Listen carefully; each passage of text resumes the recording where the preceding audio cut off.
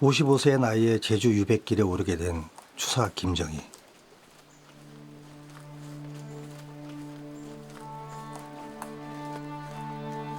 천재 학자이자 명망 높은 정치가로 거칠 게 없었던 그에게 인생의 말년은 시련의 연속이었습니다. 55세 주사가 귀양 가는데 57대 된 해 주사 부인 예한이 씨가 11월에 돌아가요. 근데 주사는 그 부인이 돌아간 줄도 모르고 부인한테 편지 쓰고 그럴 정도예요. 그래서 나중에 돌아간 줄 알고 그야말로 애서문을 써가면서 통곡하게 되고, 그러니까 주사로서는 더 살고 싶지 않은 지경이지. 이런 판국에 이제 이상적 같은 은송당 같은 제자가 그 의리를 배반하지 안 하고 책을 계속 보내주고 그러니까 감격할 수밖에 없죠. 몰락한 추사의 곁을 마지막까지 지켰던 제자 이상적. 역관이었던 그는 청나라의 진귀한 서적들을 구해와 제주로 보내줍니다. 의지할 것이 책밖에 없었던 유백의 추사의 심정을 헤아린 것이죠. 그런데 이제 이 책이라는 게 내가 그냥 돈만 가지고 살 수 있는 책도 아니고 또 중국에 가서도 쉽게 구할 수 있는 책도 아니고 그렇게 어렵게 구해온 책을 만약에 힘 있는 사람한테 선물을 줬더라면 이 이상적이라는 사람도 출세도 하고 좋을 텐데 이 유백에게한테 보내주니까 그 마음이 너무너무 사실은 고마웠던 거죠.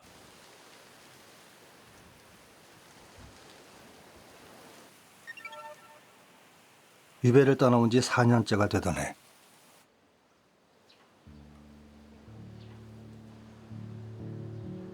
샘이 추위 속 따뜻한 햇볕과 같은 존재였던 제자 이상적을 떠올리며 추사 김정희는 붓을 듭니다. 자신의 처지와 이상적의 신의를 담아 그림을 그려나가죠. 늙은 소나무 한 그루와 그 옆에 자리한 측백나무, 그리고 조그만 집 한 채. 이것이 세기의 명작 세안도입니다. 추사의 세안도는 바로 추사의 서예뿐만 아니라 바로 그림, 그 회화 세계에서 그가 어떤 위상에 도달했는가. 글씨에 비해서는 그림이 많지 않지만 그러나 일당백의 역할을 한다고 할까요? 굉장히 우리 거기 때문에 좋다는 개념이 아니라 동아시아 전체를 놓고 봤을 때 정말 높은 경지에, 그러니까 한국 그림 이 정도라고 하는 알려줄 수 있는 그런 의미를 지닌 작품이죠.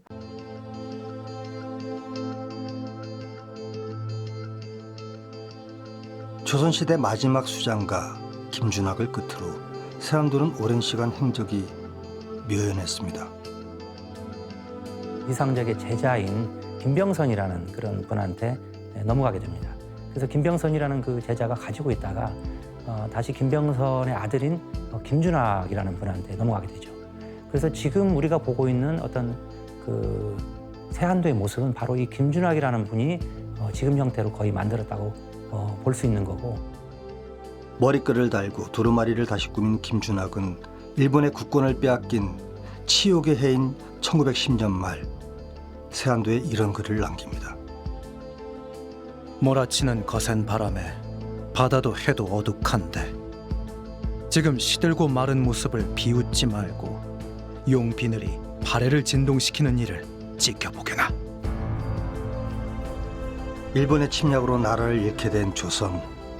한겨울 매서운 추위를 일컫는 세안과 같은 시련이 찾아옵니다. 일제강점기가 본격화되면서 조선의 백성들에겐 매서운 겨울바람이 몰아치죠. 그리고 세안도는 자취를 감추게 됩니다.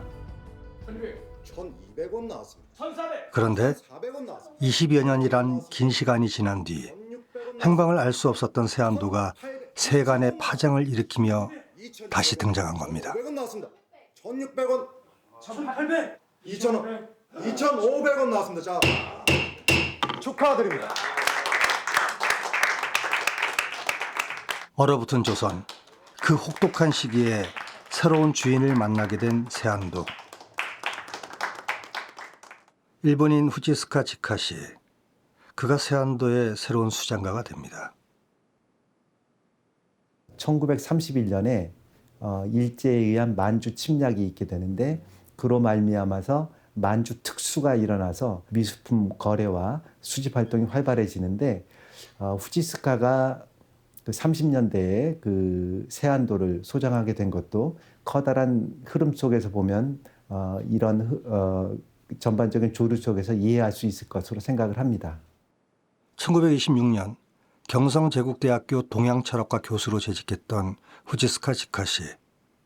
그는 중국 유교 경전을 연구하다 추사를 만나게 됩니다.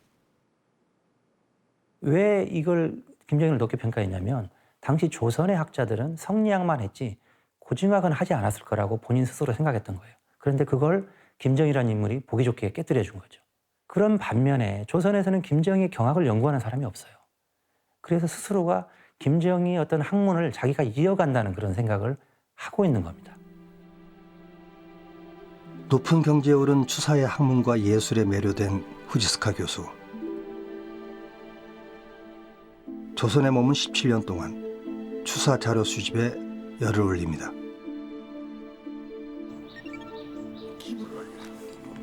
새로운 자료를 발굴하고 찾아내 연구하는 것이야말로 추사에 대한 존경심을 표현하는 방법이라 그는 생각했습니다.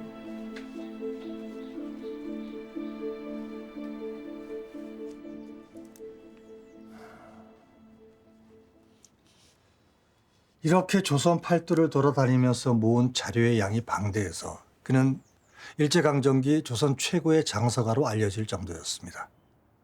이렇게 모은 정보를 바탕으로 김정희에 대한 연구가 시작됩니다. 후지스카 지카시, 그는 모두가 인정하는 최초의 추사 연구가였습니다. 그 어떤 그 세안도의 모습을 알리게 된 결정적인 계기가 바로 이분의 영인본을 통해서이기 때문에 세안도 유전에서는 굉장히 중요한 역할을 차지하고 있다고 볼 수 있죠. 후지스카 교수는 심혈을 기울여 세안도의 그림 부분과 서문을 실물과 똑같이 영인합니다.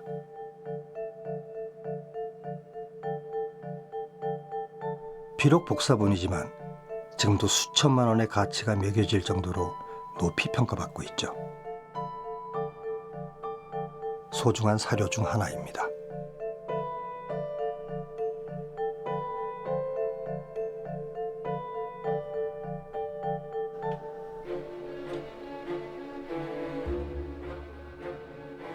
추사 김정희를 존경하는 마음과 세안도에 대한 감흥을 사람들과 공유하고 싶었던 후지스카 교수.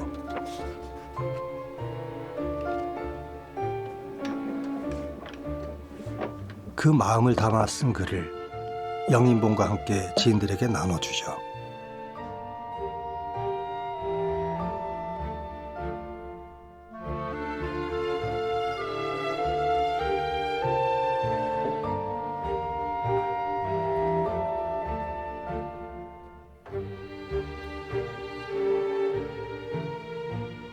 쉽지 않은 일입니다. 그 자체가. 그 왜 쉽지 않다고 얘기하냐면요. 내가 세안도를 소장한 사람이에요. 그럼 나만 보고 싶어요. 안 보이고 싶은 그런 심리가 있습니다. 근데 그거를 100부를 영인해서 다른 사람한테 나눠준다. 어마어마하게 큰 일입니다. 정말 마음 크게 쓰는 거죠. 지금도 그런 표현을 써요. 추사 작품 워낙 비싸기도 하고요. 그래서 예를 들어서 내가 추사 작품 하나를 추사 글씨 한 점을 갖다 구했어요. 그러면 뭐라고 표현을 하냐 하면요. 예, 이번에 추사 선생님을 제가 모시게 됐습니다. 이렇게 표현할 정도로 지금도 그렇거든요. 그러니까 그 세안도를 영인한다라는 것의 의미가 어떤지 아실 겁니다. 후지스카 교수가 조선 제1의 선비이자 고증학자로 규명했던 추사 김정희. 제주 유배 시절 탄생한 세안도는 학문과 예술 그리고 그의 말년의 삶이 하나를 이루는 작품입니다.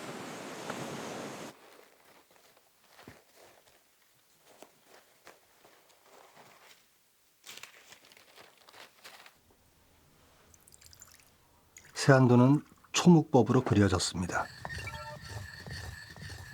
극도로 진한 먹물을 마른 붓에 조금씩 묻혀가며 붓질을 이어나간 것이죠. 물기가 별로 없고 거의 100% 짙은 팥죽과 같은 먹물이 묻어서 표현해 나는 방법인데요. 추사 김영희 선생은 이렇게 비백의 효과를 내면서 작품을 만들어내셨어요.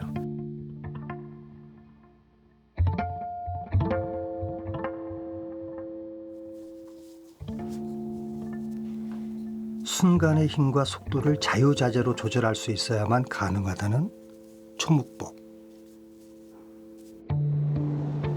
추사는 오로지 붓의 속도로만 농담을 나타내며 거친 느낌까지 표현해 세안도를 그려냅니다. 초묵법은 일찍부터 문인화의 최고 경지로 여겨져 왔습니다. 하지만 당대 명맥이 끊겨 그 기법을 추사 스스로 터득하게 됩니다. 이게 이미 중국에서도 이렇게 그림 그리는 법 기록으로만 나와 있지만 누가 그리는 사람이 없거든요. 그래서 이걸 거의 한 30년 정도 연구를 하죠. 도대체 이게 어떻게 해야 되는 건가. 그래서 유배가기 한 2년 전쯤에야 겨우 이게 어떻게 그려야 되는구나 하는 걸 터득을 하게 됩니다. 그런 측면에서 세안도는 사실은 그림이긴 그림이지만 사실 여기에는 고증하게 어떤 그 정점에 이른 그런 그림이다 이렇게 표현을 할 수가 있겠습니다. 화려한 색채가 쓰이지도 않았고 묘사력이 뛰어난 그림도 아닌 세안도.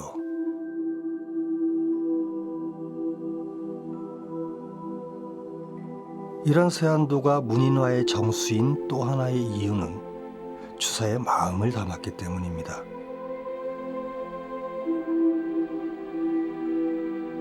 추사는 그림 옆에 칸을 치고 힘있는 필치로 제자 이상적에게 보내는 가슴 뭉클한 편지를 써내려갑니다. 한겨울을 겪고 난 다음에야 소나무와 측백나무가 시들지 않는다는 것을 알게 된다는 공자의 말로 제자 이상적을 송백 같은 사람이라 칭송하죠.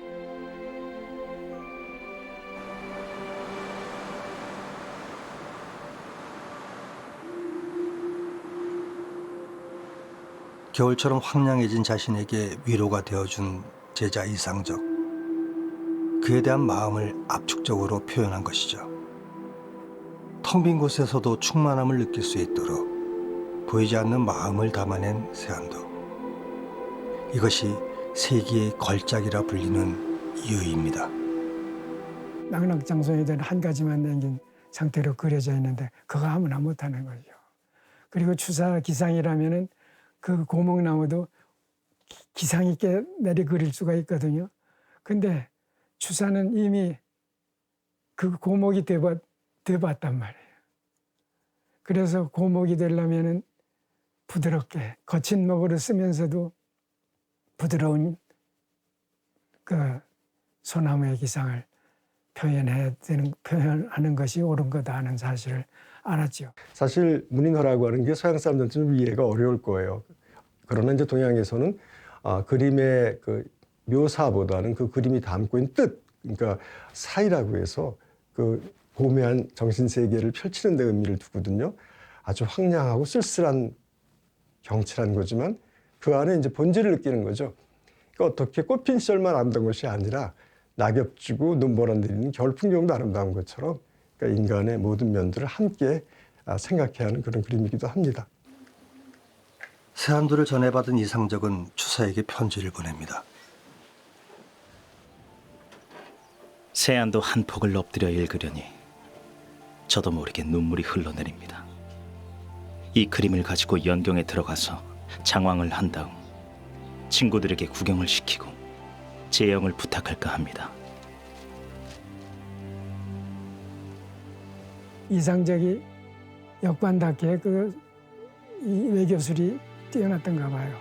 우선이 왔다는 소리를 듣고는 환영하는 아회를 거기서 열었단 말이에요. 그러니까 우선은 이때가 기회다 하고 그 연회 자리에서 그 세안도를 펼쳐 보인단 말이에요. 그러니까 중국 지식인들, 중국 문인들, 중국의 그 서화가들 이런 20대부터 60대까지 걸친 나이대가 거기 같이 모였다는 거야. 이 사람들을 감동시킨 거예요. 세안도는 그림과 편지글 뒤에 청나라 문인 16명의 글이 길게 붙어 있습니다. 그들은 세안도를 보며 추사의 상황을 가슴 아파했고 이상적의 절개를 높게 평가했죠. 추사가 오래전부터 이들에게 유명 인사였다는 사실 또한 이 글들을 통해 알 수 있습니다. 추사라는 이름 일찍 들었으나 아쉽게도 한 번도 만나지 못했네. 굴곡진 길에 상처를 입었으나 곤궁해도 도는 변함이 없네. 추사는 바다밖 뛰어난 선비로 예전부터 높은 이름 들어왔네. 높은 이름에는 비방이 돌아오니 문득 속세의 그물에 걸려버렸네. 도도한 세상 풍속을 보라. 선비의 맑음을 누가 알리요? 김정희라는 사람이 있는데 대단한 학자다는 게 알려지게 되고 특히 김정희 선생님 그 당시에 금성문 연구에 굉장히 몰두를 하게 되는데 이 금성문 연구를 통해서 또 청나라 학자들이 김정희 선생을 또 알게 돼요. 그러면서 오로지 김정희 선생이 어떤 걸 연구하고 있는지 굉장히 이제 궁금해하면서 사신들이 오면은 김정희라는 인물을 아느냐 모르느냐 이게 굉장히 큰 어떤 이슈가 됩니다. 그 정도로 이미 중국에서는 김정희라는 인물의 어떤 그 국제적인 면모, 학자로서의 국제적인 면모가 알려져 있는, 드러나 있는 그런 상황이었죠. 태평양 전쟁이 막바지로 치닫던 1944년 여름, 일본의 폐색이 짙어집니다.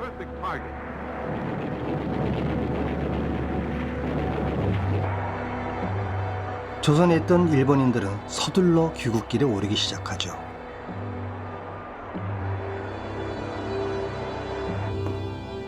후지스카 교수도 예외는 아니었습니다. 세안도를 챙겨 조선을 떠나죠. 세안도에 다시 시련이 찾아온 것입니다. 후지스카가 일본으로다가 돌아갔어요. 그래가지고 이제 일본으로 갈 때 그 세안도를 가지고 갔습니다. 소전 손재영이 어느 날 이건 안 되겠다는데 찾아와야 되겠다 생각해서 대동아 전쟁 때 그때는 이제 폭격이 시작되고 하니까 이 양반이 일본을 건너가서 후지스카한테 그 후지스카 집 옆에 연구실 옆에다가 방을 얻어놓고 찾아갔다는 거죠. 세안도를 되찾고자 험난한 길을 나서게 되는 42살의 소전 손재영 선생. 그는 추사를 흠모한 당대 최고의 서예가였습니다. 그분은 이제 손재영 씨는 진도 부잣집 아들이에요. 가지고 자기가 이제 글씨를 배우고 추사체를 자기가 썼고 서예라는 하는 말도 중국에서는 서법이라고 해요.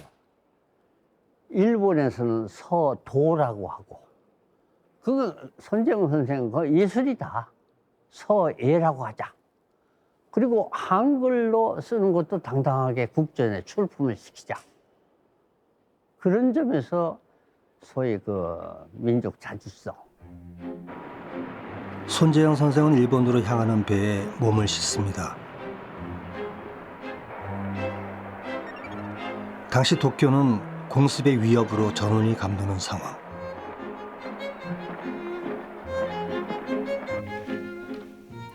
세안도를 찾겠다는 신념 하나로 후지스카 교수 집을 찾아갑니다. 차도가 있으십니까? 돌려주시는. 그리고 세안도를 구하고자 청합니다. 하지만 후지스카 교수는 완강하게 거절하죠.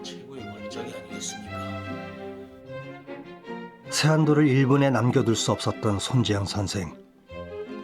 매일같이 후지스카 교수를 찾아가 설득합니다. 송백과 같이 시들지 않는 마음으로 말이죠.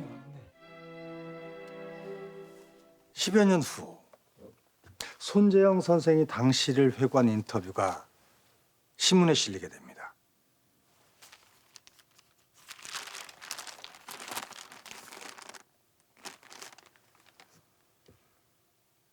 후지스카가 가져간 것을 다시 찾아오기 위해 일제강점기 말 폭격이 극심한 동경으로 일부러 찾아가 20여일 동안을 방공호 속에서 지내며 가져온 보물이다.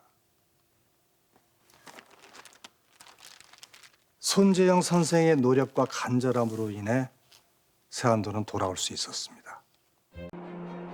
1945년 일본은 연합군의 항복을 선언하게 됩니다.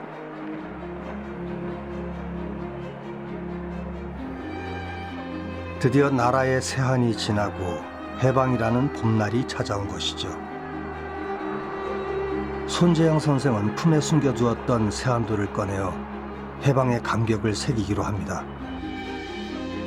나라를 잃은 36년간의 추위 속에서도 변치 않는 마음을 가졌던 독립운동가 이시영, 오세창, 정인보. 손재영 선생은 이 세 사람을 찾아갑니다. 그러니까 그런 보물이니까 소전이 꼭 가지고 있으니까는 위당도 이제 잘 갔으니까 더 물어보지 않고 하다가 이제 해방이 되니까 터놓고 이제 소전이 선생님이 거기다가 발문을 써주십시오 해서 이제 그걸 몇 년 동안 지키지 못했다가 드디어 해방되고 지켜서 이걸 했다 그러죠.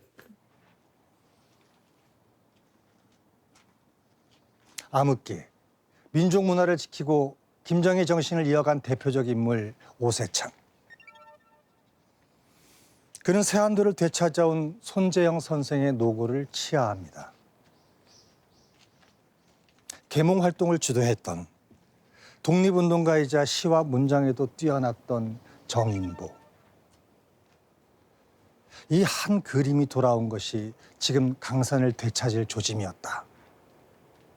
그는 해방의 감격스러움을 이야기합니다.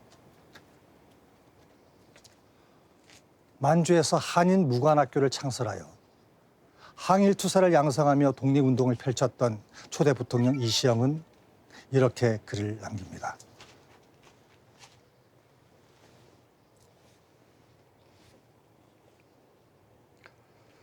산천도 문득 변하고 물건도 변하지 않는 것이 없으니 이제 지조 지키면서 한겨울 절일을 대한다는 것은 힘든 일이다. 내가 이 그림을 보니 문득 수십 년 동안에 고심에 찬 삶을 겪은 여러 선열들이 떠올라서 옷소매로 눈물을 닦고 말았다.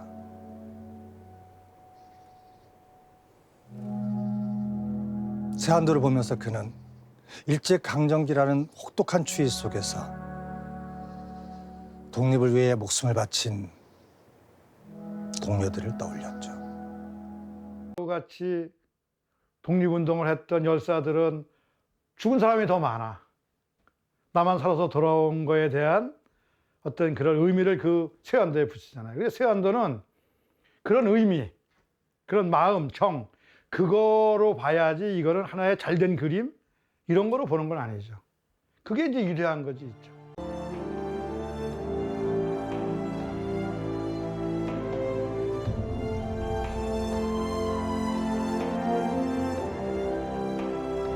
그 뒤에 이어지는 추사의 글을 시작으로 중국 문인들의 감상평, 그리고 나라를 잃었을 때의 비탄과 되찾은 감격까지.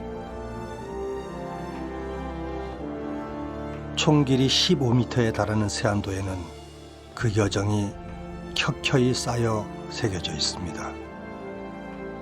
이 모든 것이 더해졌을 때 세안도의 위대함은 완성됩니다. 이 그림은 그러니까 어떻게 보면 국제적으로도 평가를 받는 그림이라고 할 수 있죠.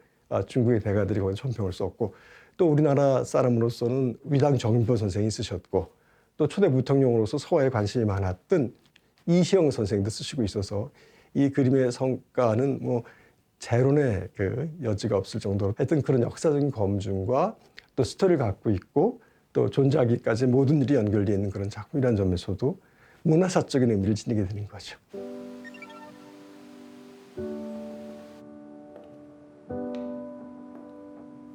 (1956년) 해방 후 처음으로 세안도가 모든 이의 눈앞에 펼쳐지게 됩니다. 여러분들 모시고 이 귀한 작품을 소개해드리게 돼서 손재영 선생은 자신의 수작품 중 유독 세안도를 자랑스러워했죠. 당시 친구 이산적에게 보낸 하지만 안타깝게도 그는 세안도를 떠나보내게 됩니다.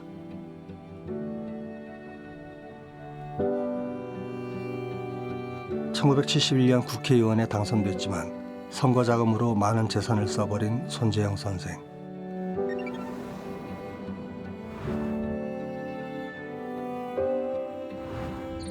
세안도를 저당 잡히게 됩니다.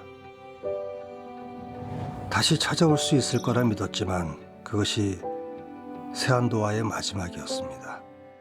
1970년대 초 세안도는 새로운 수장가를 만나게 됩니다.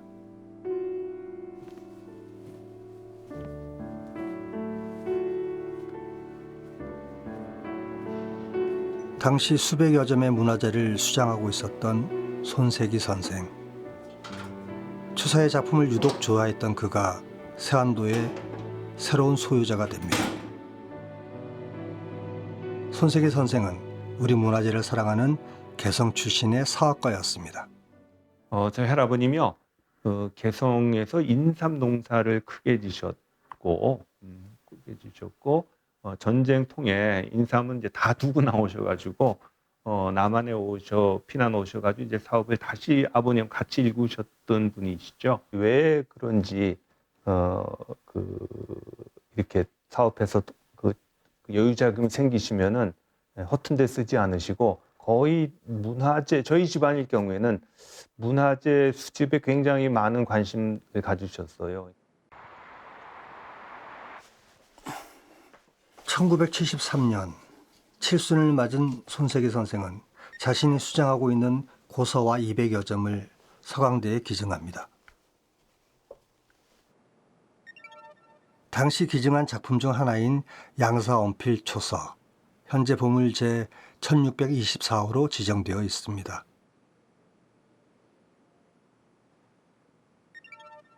그가 기증한 작품들 모두 연구 가치가 높은 명품 문화재들이었습니다.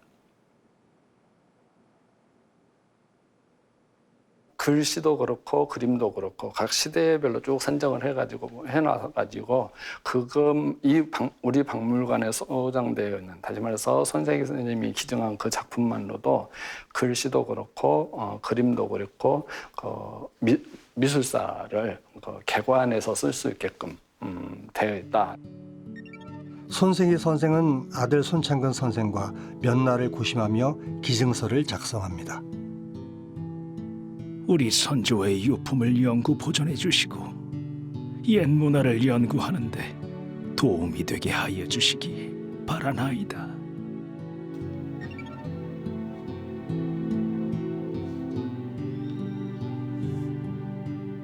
문화재를 수장하고 보존하는 데 있어서 동지적 관계였다는 손세기, 손창근 부자.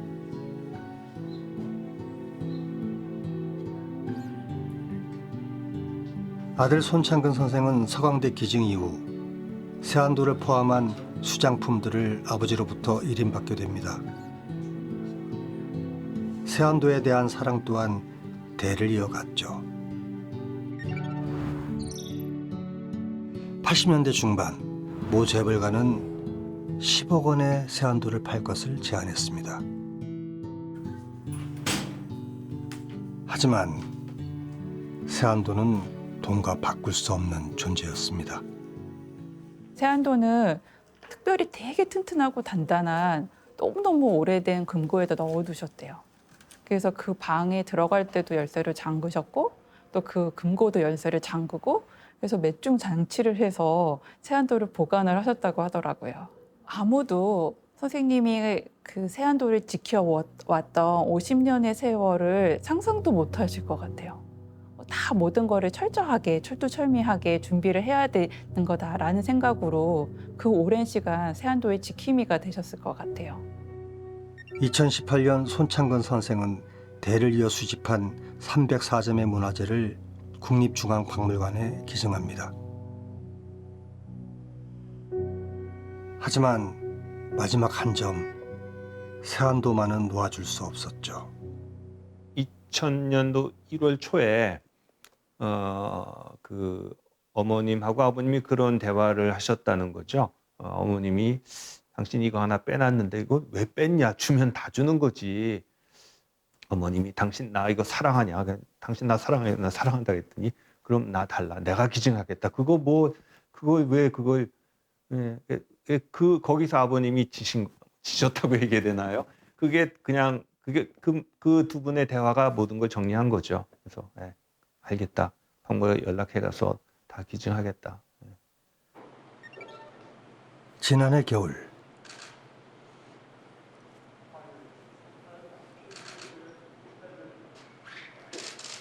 마지막까지 품고 있던 세안도를 국가에 기증한 손창근 선생.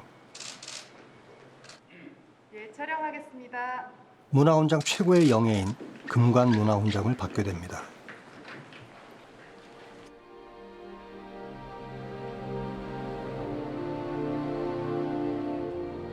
시대의 희노애락을 함께했던 세안도 그 긴 여정의 마침표를 찍게 됐습니다. 이제 국민의 품이라는 마지막 보금자리를 찾았습니다. 그려진 시기부터 오늘 이르기까지 그 소장가들의 이 과정, 전래 사유를 볼 때 참 그야말로 역시 무슨 힘이 그걸 지켰는지 하는 생각이 들 정도로 문화재도 일군 문화재 힘이 있는 것 같아요. 그래서 자신의 존재 위치를 또 존재할 곳을 정확히 스스로 갖고 있는 것 같아요. 세안도 기증을 기념하는 전시가 끝나고 난 뒤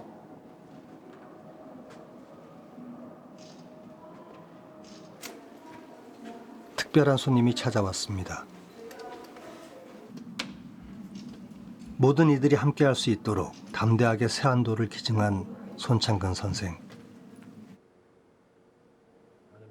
일생 동안 지켜왔던 세안도에게 작별을 고합니다.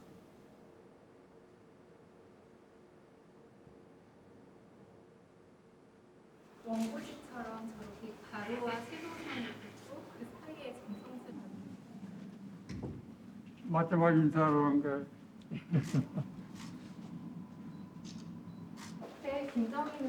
세안도를 소중히 여겼던 50여 년의 세월이 주마등처럼 스쳐 지나가고 있었습니다.